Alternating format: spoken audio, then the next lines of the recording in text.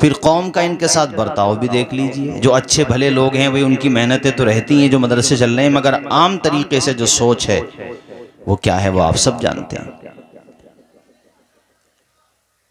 और जब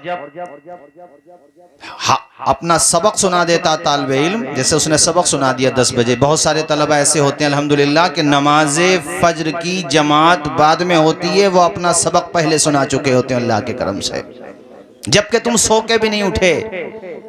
फतहुल्ला सराय, चौधरी सराय में पूरे शहर संभल के महल्लों की, बस्तियों की बात कर रहा हूँ, जितने भी पुरे और सराय हैं सबकी बात कर रहा हूँ। सो के उठे भी नहीं होगे आप। उन्होंने अल्हम्दुलिल्लाह वुजू भी किया, वुजू करने के बाद सबक याद किया, उस्ताद बैठे हुए हैं ना, उस्ताद ने नाश्ता किया, नाश्ता तो सूरज निकलने के बाद मिलेगा, घरों से जागीर से आएगा या मदरसे में बनेगा वो तब मिलेगा, उससे पहले वो सबक सुन चुके हैं और उस्ताद भी साथ में अपना कुरान शरीफ पढ़ रहे हैं। आप इनका मकाम देखो, इनके पैरों की धूल भी अगर मिल जाए तो तुम्हारी जिंदगी की मेराज बन जाए। इनका रुतबा इसलिए बुलंद नहीं बता रहा हूं मैं कि ये आपके मोहल्ले के या दूसरे सूबे के दूसरी जगह के रहने वाले हैं, इसलिए बुलंद बता रहा हूं कि जब पब्लिक हफ्ते में सिर्फ जुमे की नमाज पढ़ रही है, ऐसे हालात में भी ये कौम वो है जो फज्र की आजान होने से पहले ही उठ के कुरान मजीद की तिलावत कर रही है।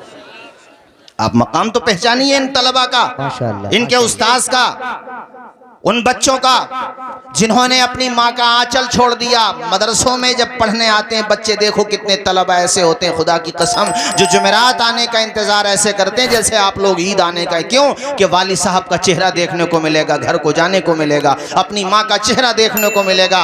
लोग ये समझते हैं कि आसानी से ये हाफिज कुरान बन गए, आसानी से ये आलिम दीन बन गए, आसानी से इन्हें ये मनसब मिल गया, आसानी से इन्हें ये शोहरत मिल गई, आसानी से ये इस बावकार मकाम तक पहुँच गए, आसानी से इनको पब्लिसिटी मिल गई, आसानी से इन्हें इज्जतों के ताज मिल गए, आसानी से इनके सर पे दस्तारे हिफ्ज रखा जा रहा है, आसानी से इनके सर पे दस्तारे आलमियत फजीलत रखा जा रहा है, आसानी से ये मुफ्ती बने हैं। मेरे भाइयों ऐसी बात नहीं है। वो मुझे 2 मिसरे याद आ रहे हैं, तुमने मेरा कांटों भरा बिस्तर नहीं देखा, ये कामयाबी मुझे कोई वरासत में मिली है, ये फूल मुझे कोई वरासत में मिले हैं।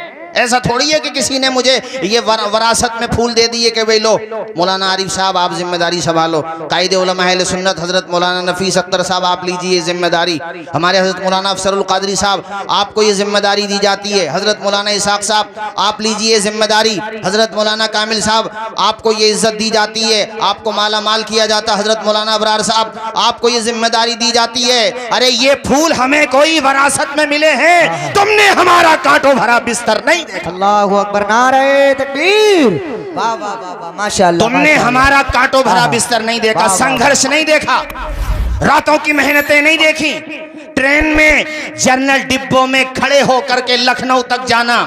ये कितने तलबा जो कटिहार बिहार से आए, पूर्णिया से आए, किशनगंज से आए, इनके भी माँ बाप थे, इनके भी घर वाले थे, इनके भी लोग थे, मगर ये आए अपने माँ बाप का आंचल छोड़ के, अपने घर वालों का प्यार छोड़ के। कहाँ आए? संभल आए पढ़ने के लिए, मुरादाबाद जामिया नईमी आए, कितने जामिअतुर रज़ा आए, मंजर इस्लाम आए, कहाँ से आए, ठोकरे खाते हुए आए। मुझे अपना सफ़र याद है, आज भी जब मैं राजस्थान पढ़ने गया था मुझे खूब याद है। अजमेर शरीफ हम पहुँचे तो 4000 रुपये उस ज़माने में, सन 2007 या 6 की बात है, 4000 रुपये कितने होते थे। मैं कपड़ों के और सब कुछ चोरी हो गया वहाँ, बस में हम उतरे, कारी लेख साहब भी थे। मुझे बस सफ़र याद आ गया तो बता दूँ, ये मैंने अपनी ज़िंदगी का एक तजर्बा बताया है। ऐसे तजर्बात हर तालिब इल्म की ज़िंदगी में आते ज़रूर हैं कभी न कभी परेशानियों के। जब जेब में 1 रुपया भी नहीं होता है और नाश्ते का वक़्त होता है तो एक दूसरे के चेहरे को देखते हैं। मेरे साथियों, तुम सिर्फ तरक्कियां देख करके तबसरे करते हो, तुम्हें यह पता नहीं है कि ये तलबा वो हैं कि मेरे आका ने फरमाया इनके बारे में कि जब ये घर से पढ़ने के लिए निकलते हैं तो आसमान के फरिश्ते इनकी राहों में अपने परों को बिछाने के लिए निकलते हैं। सुभान अल्लाह, सुभान अल्लाह, माशाअल्लाह, माशाअल्लाह, माशाअल्लाह, वाह वाह, माशाअल्लाह, माशाअल्लाह। अल्लामा मुफ्ती जलालुद्दीन अमजदी अलैहि रहमा, बहुत सारी किताबों के आप मुसन्निफ हैं। फतावे फैजुर रसूल बेहतरीन नाबग़े रोज़गार थे अपने अहद के। कहते हैं दिन भर में मजदूरी करता था, दिन भर में मेहनत करता था, घर का खर्चा चलाने के लिए दिन भर में मेहनत करता, मजदूरी करता, जिससे मेरे घर का चूल्हा जलता था, और रात में जाकर के रईसुल कलम अल्लामा अरशदुल कादरी के पास जाकर के पढ़ा करता था। एक नाम है अल्लामा गुलाम रसूल सईदी, जिनकी शख्सियत अल्हम्दुलिल्लाह मनारे नूर है, तिबियानुल कुरान जिनकी मारकतुल आरा, इसी तरीके से नेमतुल बारी जिनकी बेहतरीन उन्होंने जो बुखारी शरीफ की शरह लिखी है। इसके अलावा मकालात शारे मकालात हज़रत गुलाम रसूल सईदी, मकालात सईदी के नाम से बहुत किताबें उनकी हैं। उनके बारे में है कि सिर्फ एक जोड़ी कपड़े थे, सिर्फ एक जोड़ी कपड़े।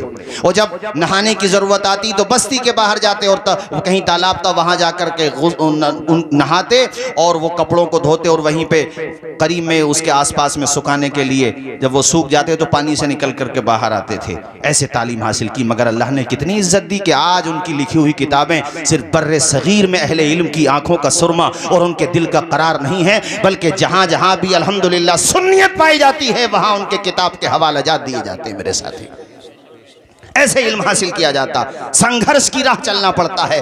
बात तालीम की आ गई तो मैं बता दूं, ये जो बल्ब आप देख रहे हैं, एडिसन नाम है उसका जिसने बल्ब बनाया। उसने वो पढ़ने गया तो टीचर ने जो है एक दिन उसको पर्ची लिख के दे दी, कहा अपनी माँ को दे देना ये ख़त।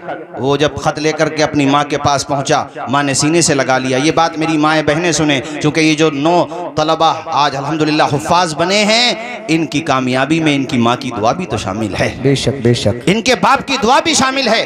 तो वो घर पे आया, जाकर के अपनी माँ को वो पर्चा दिया जो टीचर ने दिया था। माँ ने सीने से लगाया, पूछने लगा, माँ इसमें क्या लिखा हुआ है?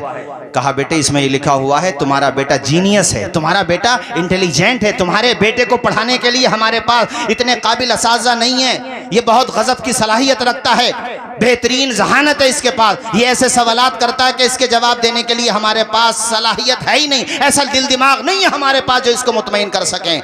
उसका कॉन्फिडेंस बढ़ गया। माँ ने ऐसे कहा और फिर माँ ने खुद जिम्मेदारी संभाली, कहा अपने बेटे को मैं पढ़ाऊंगी। और इतना पढ़ाया कि उसने दर्जनों ईजादात की। ये बल्ब उसने बनाया और भी बहुत सारी ईजादात की और अपने दौर का बेहतरीन साइंटिस्ट बना।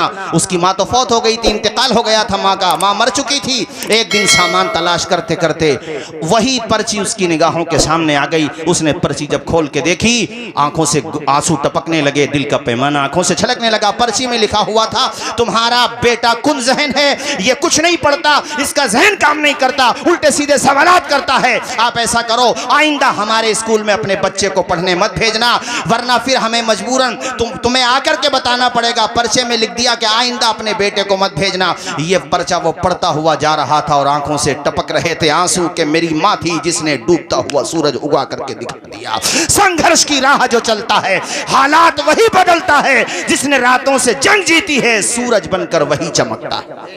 समझते हैं कारी गजाली साहब यहाँ तक पहुंचे तो ये आसानी से पहुंच गए होंगे, किसी ने थाल में सजा करके दे दी होगी। मैंने क्या कहा था अभी, वो मिसरा याद रखना। हम जैसे लोगों के लिए तो वही मिसरा को वरासत में कामयाबी थोड़ी मिली है यार हम लोगों को, हैं? तुमने मेरा कांटों भरा बिस्तर नहीं देखा, ये फूल मुझे कोई वरासत में मिले हैं। तुमने मेरा कांटों भरा बिस्तर नहीं देखा।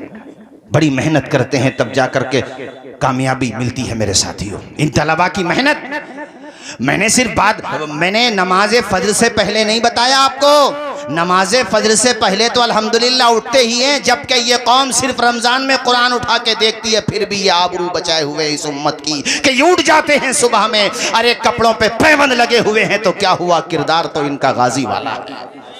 वाह वाह वाह वाह। भाई यही तो कह सकते हो कि नाश्ता नहीं मिलता बच्चों को, फाका करते हैं, रोजाना चावल खा लिए, दाल खा लिए, यही तो कह सकते हो आप। लेकिन इनका मर्तबा पहचानो, इनका मकाम पहचानो।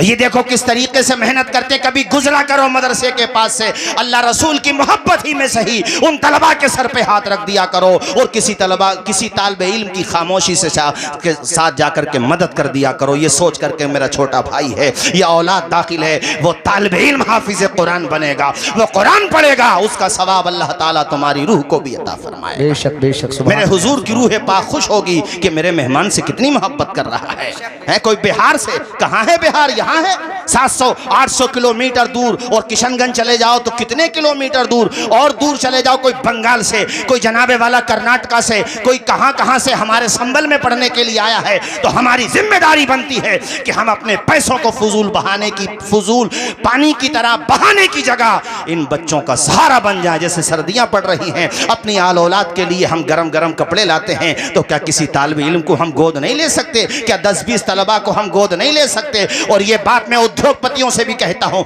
ये बात मैं पॉलिटिशियन से भी कहता हूँ, सबसे कहता हूँ कि ये मेहमानाने रसूल हैं। जिस जमाने में तुम सिर्फ जुमे की नमाज पढ़ते हो, उस जमाने में भी अल्हम्दुलिल्लाह ये रोजाना कुरान मजीद की तिलावत भी करते हैं और 5 वक्ता नमाज बाजमात अदा करते हैं। सुभान अल्लाह, माशाअल्लाह माशाअल्लाह। इनका मकाम पहचानो, इनका मर्तबा पहचानो, इनका रुतबा पहचानो, इनसे प्यार करो, इनको सम्मान दिया करो, इनसे मोहब्बत किया करो। चूंकि कल क़यामत के दिन ये आया है किताबों में कि अल्लाह पाक जब इनसे फरमाएगा जाओ जन्नत में जाओ, तो ये कहेंगे या अल्लाह हम अकेले जाएं या उन्हें भी ले जाएं जो हमसे सिर्फ और सिर्फ तेरी रज़ा के लिए मोहब्बत किया करें। उनका कोई मकसद नहीं था, नामो नमूद मकसद नहीं था, वो इसलिए हमसे मोहब्बत करते थे या अल्लाह कि हम तेरा दीन पढ़ें, हम तेरा दीन घर घर तक पहुंचा रहे हैं। उनका सिर्फ यही मकसद था, ए अल्लाह हम अकेले जाएं उनको भी लेके जाएं। रब तो बड़ा करीम है, जब करम करने पे आता है ना, बिजली को कड़क शम्मा को लो देता है। वो तो पत्थर में भी कीड़ों को ग़िज़ा देता है, और देने पे जो आती है करीमी उसकी, एक मांगो तो सो देता है। माशाल्लाह हमारे देखो ये कादरी नौशाही टीम वाले भी आगे, अल्लाह शाद व आबाद रखे। इतना मजमा तो कभी कभी होता जितना अभी अभी हो गया माशाल्लाह, और इतनी सर्दी में हो गया। देखो अल्लाह सबको शाद व आबाद रखे। भाइयों तवज्जो है आपकी, अल्लाह जब अता करने पे आता है तो क्या अंदाजा लगा लो, उसने खुद कहा मैं बगैर हिसाब के देता हूँ। ये बगैर हिसाब हमारे एतबार से है, चूंकि हम हिसाब लगा ही नहीं सकते। यार हम क्या हिसाब लगा लेंगे भाई, अल्लाह ताला अता कर रहा बगैर हिसाब, हिसाब नहीं लगा सकते। अल्लाह पाक फरमाएगा तन्हा नहीं जाओगे, जिसको भी पहचानते हो चलो पहचानो और उनको भी एंटर करो। जरा झूम के बोलो सुभान अल्लाह, और मचल के बोलो मेरे भाइयों, उनको भी साथ लेकर के जाओ। कितनी इज्जत मिल रही है सुभान अल्लाह। इसलिए मैंने तुमसे ये बात कही है, फतहुल्लाह सराय वालों से भी कही है, और जितनी सराय शहर संबल में हैं सबसे, जितने पुरे हैं उनसे, और जितने गैर पुरे और गैर सराय हैं उनसे भी हैं। मैंने तो सबसे कही है कि जो भी तुम्हारे महल्ले में इदारा चल रहा है, भाई अजम उलूम हो, नकाशा-ए-उलूम हो, ज़मीर उलूम हो, फैज़ुल उलूम हो, हैं मखदूमिया हो, सबके नाम मेरे इस वक्त जहन में नहीं आ रहे, जितने भी मदरसे हैं, मकतब हो या बड़े मदरसे हों, है ना, जहाँ भी तालीम हो रही है, जिम्मेदारी बनती है हमारी कि हम उसमें योगदान दें। अरे आदमी गुड़ न दे, गुड़ जैसी बोली तो बोल दे। साहब हमारे मौलाना साहब का मदरसा रज़ा हसनैन माशाल्लाह, भाई आदमी गुड़ ना दे, गुड़ जैसी, भाई मौलाना बड़ी मेहनत कर रहे हो माशाल्लाह, तो दिल बढ़ जाता मौलाना का।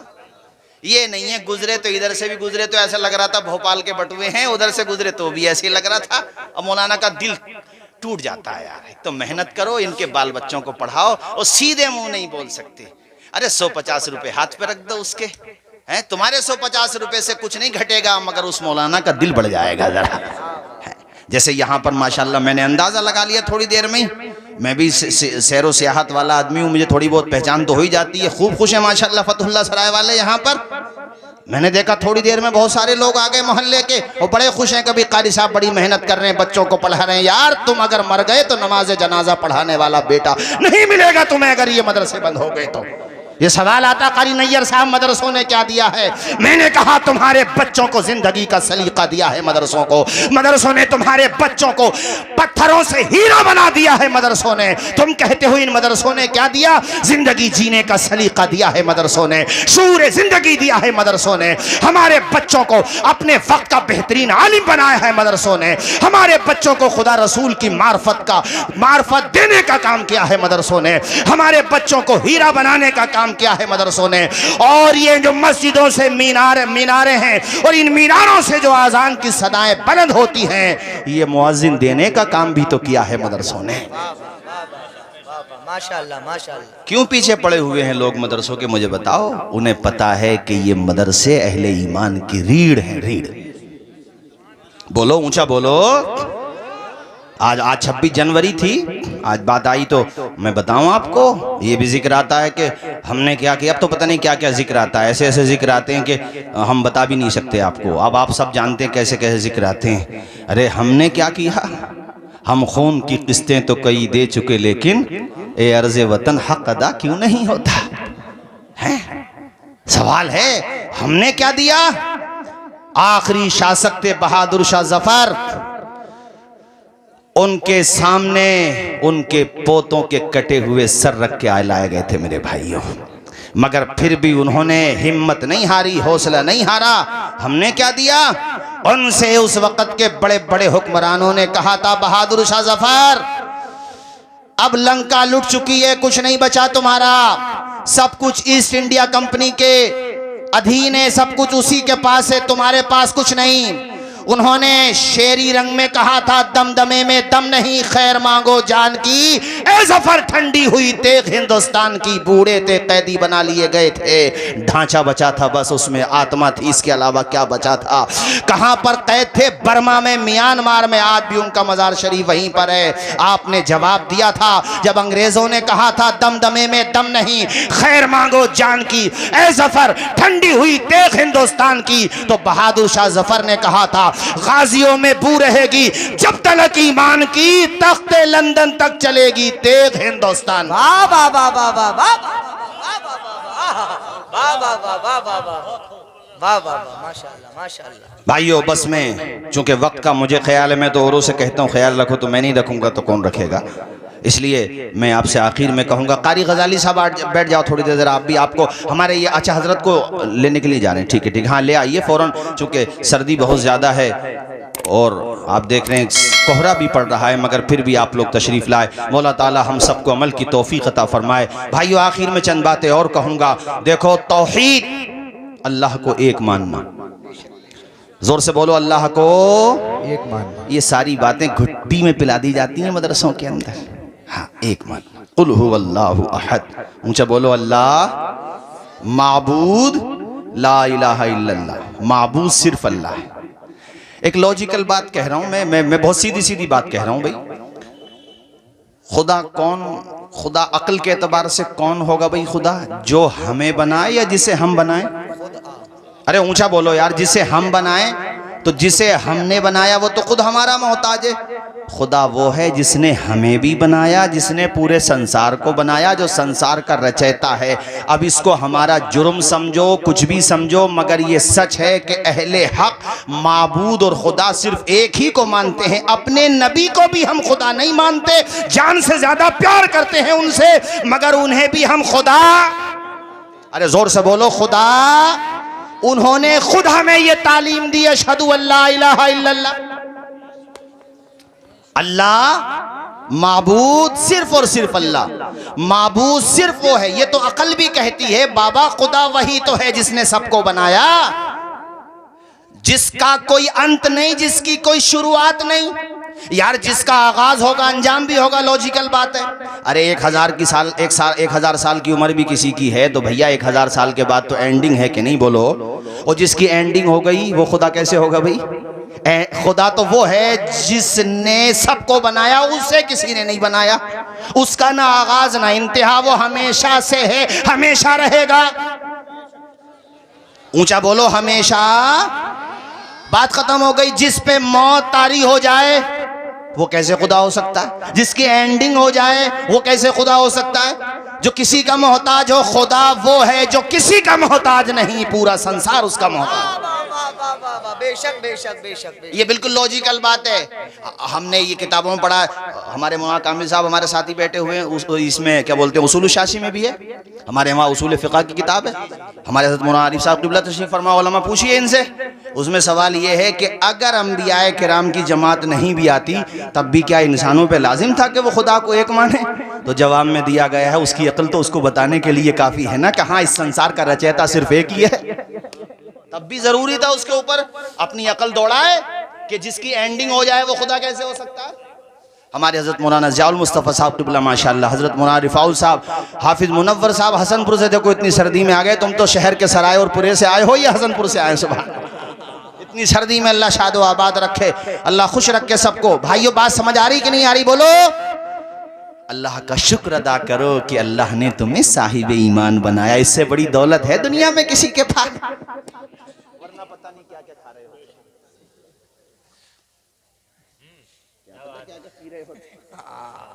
अल्लाह का शुक्र अदा करो कि अल्लाह का लाख लाख फजल है कि उसने अपने महबूब के सदक़े में ये तौफीक अता फरमाई कि ये समझ रहे हैं कि खुदा कौन है। जोर से बोलो खुदा कौन है? हजरत ईसा जब दुनिया में आए बगैर बाप के तो उन्होंने जब उनकी माँ पे इल्ज़ाम लगा, सूरह तहा में है 16वें पारे में, इल्ज़ाम लगा हज़रत मरियम पे कि बग़ैर बाप के कैसे हो गए, उल्टा सीधा इल्ज़ाम लगा दिया लोगों ने।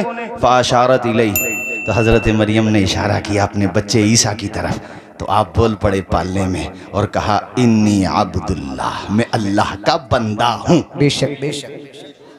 पहले अपनी नबुव्वत का ऐलान नहीं कर रहे, अब्दियत का कर रहे हैं कि मैं अल्लाह का, चूंकि जानते थे कि बाद में लोग मुझे भी खुदा बना लेंगे, अरे दावा कर लेंगे, मतलब ये है। और ईसाइयों ने किया, आपने जबान खुलते ही ये कहा, बाद में कहा वजालनी नबिया, मगर पहला लफ्ज ये है कि बेशक मैं अल्लाह का बंदा हूं। जोर से बोलो, मैं अल्लाह का बंदा। बगैर बाप के आ गया तो ये ना समझ लेना कि खुदा मेरा बाप है, माज़अल्लाह। खुदा बाप होने से पाक, खुदा बेटा होने से पाक, खुदा बीवी होने से पाक, वो शौहर होने से पाक। कुल हुवल्लाहु अहद अल्लाहु समद लम यलिद वलम यूलद वलम यकुल लहू कुफुवन अहद। ना उसका कोई बाप है, ना उसका कोई बेटा है, उसका कोई मिसल है ही नहीं, वो बेनियाज है, यकता है, वो अकेला। अब कोई कहे साहब इसमें तौहीन हो जाती है, तो हम तो अपने नबी को खुदा नहीं मानते, तो माज़अल्लाह मुसलमान अपने नबी की शान में तौहीन कर रहे हैं। नहीं, खुदा को खुदा मानो और गैर खुदा को गैर खुदा मानो। हाँ, गैर खुदा में जिनके जो मरातिब रुतबे हैं उस एतबार से मानो। हम अपने नबियों को सबसे अफजल मानते हैं चूंकि वो सबसे अफजल है, मगर खुदा, अरे जोर से बोलो, खुदा नहीं है। खुदा सिर्फ एक है। आवाज आए, खुदा सिर्फ एक है। अरे शान के साथ बोलो मेरे साथ, ला इलाहा। आवाज आए, ला इलाहा। जो संसार का रचयिता है, जिसने माँ के पेट में एक कतरे से तुझे लोथड़ा बनाया, फिर देख कैसे परवरिश पाता रहा। पूरी जनीन की पूरी अल्लाह ताला ने पूरी सूरत बताई है कि कैसे कैसे तू परवरिश पाता रहा, यहाँ तक कि अल्लाह के हुक्म से तेरा ढांचा बन गया। फिर अल्लाह ने चाहा तो उसमें रूह आ गई। फिर देख तू माँ के पेट में 3 अंधेरों में, मेरा रब कहता है मैंने तुझे 3 अंधेरों में रोजी दी। माँ के शिकम का अंधेरा था, माँ के पेट का अंधेरा है, बच्चेदानी का अंधेरा है। और बच्चेदानी में जब तू बच्चा था ना, माँ के पेट के अंदर था, तो वो बच्चा भी झिल्ली से लिपटा हुआ था, तो झिल्ली का अंधेरा, बच्चेदानी का अंधेरा, माँ के शिकम का अंधेरा। मगर देख कुदरत की रहमत का वहां भी था सवेरा, तुझे वहां भी रोजी मिल रही थी, तुझे रिस्क मिल रहा था, कोई नहीं था तेरे साथ वहां। बता कौन था? खुदा की कुदरत थी वहां पे, खुदा की रहमत थी वहां पे। अंधेरा दूर करने को उजाला कौन देता है? उम्मीदें टूट जाएं तो सहारा कौन देता है? शिकम की आग जब बढ़कर कलेजा छलनी करती है, बुझाकर तिश्नगी मुंह में निवाला कौन देता है? वो जो पत्थर में भी कीड़ों को ग़िज़ा देता है, वो खुदा है जो हम सबका काम बना देता है। ए इंसान, तू माँ के पेट में था। अब एक बात बता, कोई इंसान को किसी को पता है कि वो कहाँ जा रहा, अमीरों में जा रहा है या गरीबों में जा रहा? बोलो पता है भाइयों किसी को? मुझे बोलो पता है? जब आया तब भी नहीं पता था कहाँ आया, और जब जाएगा तब भी नहीं पता कि कहाँ जाएगा दुनिया से। किसी को पता है? बताओ। न आने में इख्तियार, न जाने में इख्तियार। तो तुम्हारी इतनी ताकत है भाई साहब, कितनी बड़ी कुर्सी मिल जाए, कसे बाशत कुजा बाशत। कारी नैयर साहब, कितनी ही बड़ी कुर्सी मिल जाए, इतनी पावर है इंसान की कि न आने में इख्तियार, न जाने में इख्तियार। जब आए तब भी दूसरों ने नहलाया था, और जब जाएंगे तब भी दूसरे नहलाएंगे। हाँ, जब आए तब भी रो रहे थे, जब जाएंगे भैया तब का पता नहीं। मगर जिनके बारे में कह रहा हूं वो तो रोंगे ही। इतनी ताकत है तुम्हारी। इधर देखो मेरी तरफ, ये रुमाल है मेरे हाथ में, इसका एक हिस्सा अगर मेरे हाथ में रहेगा तो मैं दूसरे हिस्से को पकड़ सकता हूं, और दोनों ही मेरे हाथ में नहीं है तो क्या इख्तियार है? तो ये एक हिस्सा हो गया पैदाइश, दुनिया में आना, एक हिस्सा हो गया जाना। दोनों पे मेरा इख्तियार नहीं है, तो मैं किस बात पे इतरा रहा हूं? वे नमरूद ना रह सके, तुम क्या रहोगे दुनिया में बेवकूफ हो? नमरूद जो दुनिया में हुक्मरानी करता था, जिसने प्रेग्नेंट औरतों को मरवा दिया था, जिसने छोटे छोटे बच्चों को कत्ल करा दिया था, जिसको अपनी ताकत पे इतना नाज था कि हजरत इब्राहिम ने उसका नशा उतार के रख दिया, उससे दरबार में कहा था खुद को खुदा कहलवाता है, जनता से सजदे कराता है, जरा सा उनको क्या है वो दे देता है, गल्ला वगैरह दे देता है, जरा सा राशन पानी दे देता है, है तो खुद के खुदा होने का ऐलान कर रहा है। हजरत इब्राहिम ने जब चैलेंज किया जवाब ना दे सका। आपने कहा मेरा खुदा तो वो है जो जिंदों को मार देता है और मुर्दों को जिला देता है। कैद खाने से बुलाया, जिनको फांसी होना थी उनको छोड़ दिया, और जिनको छोड़ना था फांसी पे लटकवा दिया। कहा इब्राहिम देखो ये काम तो हमने भी कर दिया। इब्राहिम समझ गए कि नील बटा नील जीरो बटा सन्नाटा है, कुछ नहीं आता जाता है, जनता की कमीलमी और जाहिल पने का फायदा उठा रहा है। आपने कहा अच्छा नमरूद ये बता अगर तू खुदा है तो सिर्फ जमीन का खुदा है या आसमान का? अरे तो वो तो तनतना हो गया, उसका सीना तो बड़ा चौड़ा हो गया, पता नहीं कितने इंच का हो गया, कितने इंच का हो गया वो आप समझते हो, मुझे बताने की जरूरत नहीं है। कहने लगा अरे मेरी हुकूमत तो आसमानों पे भी चलती है। इब्राहिम खलीलुल्लाह ने कहा तब तो सूरज पे भी चलती होगी। कहा बिल्कुल चलती है। कहा सुन नमरूद मेरा खुदा वो है जो सूरज को पूरब से निकाल के पश्चिम में डुबोता है। अगर तेरे पास पावर है तो एक दिन ऐसा कर सूरज को पश्चिम से निकाल के दिखा दे। फबुहितल्लज़ी कफर, कुरान का 3रा पारा। मेरा रब कहता है फबुहितल्लज़ी कफर, तोते उड़ गए नमरूद के, बोल ना सका। ऐसे तोते उड़ने का मतलब होता है ऐसे। कुछ देर वो इसी पोजीशन में रहा, आंखें खुली की खुली रहीं। हजरत इब्राहिम बोले वो सूरज को कह ही दिया था मैंने। अरे तू तो सूरज तो सूरज है, चांद भी नहीं निकाल सकता, सितारा नहीं निकाल सकता। जरा सी ताकत मिल गई तो इतरा रहा है। और जब एंडिंग हुई इनकी, समझ गए ना, ये वाला सिरा तो था नहीं, ये बीच में जो पीरियड है 40 साल का, 50 का, 100 का। वैसे 100 बहुत कम है, सेंचुरी मारना तो बहुत बड़ी बात है। पूरे फतुल्ला सरा में 1-2 होंगे जिन्होंने सेंचुरी मारी होगी पिछले 10 साल। मेरे गांव में 2 लोग ही थे बस, वो भी गुजर गए बेचारे, अभी 1 हफ्ता पहले इंतकाल हुआ एक का। तो 100 मैं कहूँ 500 साल भी है तो ये बीच में मौत और जिंदगी के बीच का जो पीरियड है तो ये उसके ऑर्डर के अनुसार ही गुजारो, जिसने भेजा है और जो बुलाएगा। इसमें अपनी ना चलाओ, जब आने में ना चली, अरे जोर से बोलो यार, जब आने में ना चली और ना जाने में चले। एक बात बताओ भाई, हमारे मेहरान भाई भी बैठे हुए माशाल्लाह, सलीम भाई, अब्दुल मन्नान भाई वगैरह वगैरह माशाल्लाह सभी भाई हैं, कोई बुजुर्ग हैं, कोई हमारे बच्चे बच्चे जैसे छोटे छोटे। एक बात मुझे बताओ, अगर इतनी ही पावर आ गई है लोगों के पास तो भाई साहब फिर तो जो ताकतवर होते हैं, जिनके पास बड़ी पावर होती है, जो अपनी उंगलियों के इशारे से जनता को नचाते हैं, सबसे पहले तो वो अपनी मौत का इंतजाम करते कि नहीं करते? मौत से बचने का, ऊंचा बोलो, अरे जोर से बोलो, करते? कोई बादशाह क्यों चाहेगा मुझे मौत आए? बादशाह तो बादशाह है यार, गांव का प्रधान नहीं चाहेगा मुझे मौत आ जाए, एक वार्ड मेंबर नहीं चाहेगा मुझे मौत आ जाए। मगर मैंने देखा कि जब आती है तो उनको भी आ जाती है। ला यस्तखिरून साअतन वला यस्तक़दिमून। मेरे रब ने मौत का निज़ाम ऐसे रखा, अल्लामा अफसर साहब। अरे ये भी अल्लाह का करम है कि सबको आ रही है, वरना अमीर लोग तो इसका भी मजाक उड़ा लेते कि गरीब था यूं मर गया। सही बात। और उस गरीब आदमी को बेचारे को गांव के डॉक्टर की दवाई लग गई। अरे बोलो जरा जोर से बोलो।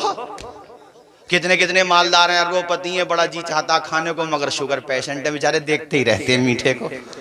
और रक्षा पोलर, हाय है मेरा रक्षा पोलर, मेरा गरीब भाई, मेरा टेम्पू चलाने वाला, ये मील में जाके काम करने वाला, ये दहाड़ी लगाने वाला मेरा गरीब मजदूर भाई, अपने बच्चों को खून पसीने की कमाई खिलाने वाला, ये कैसा है कि सो जाता है फुटपाथ पे अखबार बिछाकर, मुफलिस कभी नींद की गोली नहीं खाता। हमारे मुबल्लिग दावत इस्लामी हजरत मुआज़ अल मुस्तफ़ा साहब क़िबला तशरीफ़ फरमाए, उलमाए किराम से पूछो, अल्हम्दुलिल्लाह और नींद की गोली खाने की ज़रूरत उलमा को भी नहीं पड़ती है। नहीं आती है तो अपना आयतुल कुर्सी 2-3 दफ़ा पढ़ लो, आ ही जाएगी इंशाअल्लाह। हाँ, झुम झुम के बोलो सुभान अल्लाह, सुभान अल्लाह। मैं तुम्हें ये समझा रहा था कि भैया इंसान का ना आने में इख्तियार और ना, हाँ ताकत दी है अल्लाह ने। एक साहब मुझसे सवाल कर रहे थे, वो क्या सवाल कर रहे होंगे तुम समझ गए होगे, हजरत ये सब ऐसा वैसा ऐसा।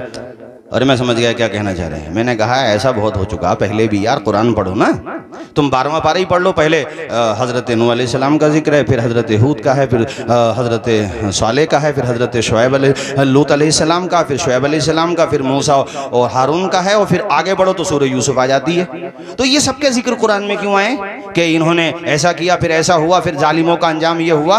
तो ये कुरान में बार बार बताया गया कि पहले भी ऐसा हो चुका है। कभी अगर समस्याओं तंगियाओं आ जाएं, परेशानियां आ जाएं तो ईमान मत दे बैठना, इसलिए कि सब कुछ इसी पे टिका हुआ है तुम्हारा। बेशक बेशक बेशक।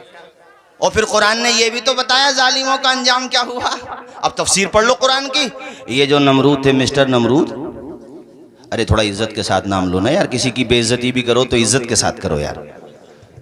हम लोग ज़बान का गलत इस्तेमाल क्यों करें। मिस्टर नमरूद की जब एंडिंग होती है तो अल्लाह ने फरिश्तों की जमात नहीं भेजी, अल्लाह पाक ने मच्छरों की फौज भेजी। जो फौज थी उसने उस फौज को निपटाया। उन मच्छरों में एक मच्छर था, विकलांग था वो। उनको लंगड़ा कहोगे तो उनकी रूह को तकलीफ न पहुंचेगी है। विकलांग, विकलांग थोड़ा जरा सही लफ्ज है। विकलांग मच्छर, ब्रेन वाश्ड था वो सीधा एंट्री करता है नाक के रास्ते से ब्रेन में। ब्रेन हेमब्रिज तवी से चला शायद। और उसने वो अटैकिंग, मतलब उसने वैसा अटैक किया कि वही जनता जो उसको सर झुका के सजदा करती थी, अपने पांव का जूता मारती थी तो इनाम देता था, तो बड़ा रेस्ट मिलता था उसको वहां पे। जब देखो क्या अंजाम हुआ। जोर से बोलो हुआ कि नहीं, ऊंचा बोलो जरा भाइयों। हमने क्या बताया, वो मोहलत देता है, पावर नहीं देता है। अब मैं हाथ हिला रहा हूं तो ये मोहलत तो है, ये बेवकूफ़ी है। मैं समझूं कि मेरे हाथ हैं, जिस दिन दम निकलेगा ऐसे पड़े हुए होंगे। अबे तो बेवकूफ़ हो, ये जो तुम्हें टाइम मिल गया है अच्छा करने का, तो जनता के हित में काम करो, अच्छे काम करो। लड़ने झगड़ने की बातें क्यों करते हो, लड़ाने उड़ाने की? तुम्हारे काम आएंगी, अच्छा काम करके जाओगे। अरे अजाब भी होगा तो कमी होगा, बनिस्बत दूसरों के होगा तो हमेशा ही है, मगर आजाब में भी तो फर्क होगा ना। तो मैं इस एतबार से कह रहा हूं कि कभी ये ना सोचो कि हम खुदा हैं। बहुतों के नशे अल्लाह ने ढीले कर दिए, मोहलत दी अल्लाह ने। मैंने पहले तुमसे क्या कहा कि अल्लाह मोहलत देता है, मगर अल्लाह कुरान में ही कहता इन्ना बत्शा रब्बिका लशदीद, बेशक तेरे रब की पकड़ बहुत सख्त है। जोर से बोलो, पकड़ बहुत। फिरौन को नहीं डुबो दिया अल्लाह ने बहरे हमर में। और जब उसने मौत को देखा, अजाब के फरिश्तों को देखा, तो 11वें पारे में है, कहने लगा मैं ईमान लाता हूँ मूसा और हारून के रब पे। अल्लाह पाक ने जवाब दिया आल आना वक़द असैता क़ब्लु व कुन्ता मिनल मुफ़सिदीन। अब ईमान ला रहा है, पहले तो बहुत बड़ा फसादी था, अल्लाह ने कहा कुरान में। और इसके बिल्कुल फौरन बाद आयत है, अल्लाह कहता हम तेरे बदन को महफूज रखेंगे ताकि लोगों के लिए इबरत का सामान हो। अरे कुरान की एक एक बात सच्ची है मुसलमानों, ईमान मजबूत रखो, डगमगाओ मत। कभी ऐसी सिचुएशन आए तो मैदान करबला है ना हमारी निगाहों के सामने, क्यों डगमगा रहे हो भाई? ईमान मजबूत रखो, अल्लाह का शुक्र अदा करो। यार तू दुनिया में आया, अल्लाह का कितना बड़ा एहसान है कि अल्लाह ने अपने महबूब की उम्मतियों में पैदा। बेशक बेशक। नारे तकबीर, नारे रिसालत।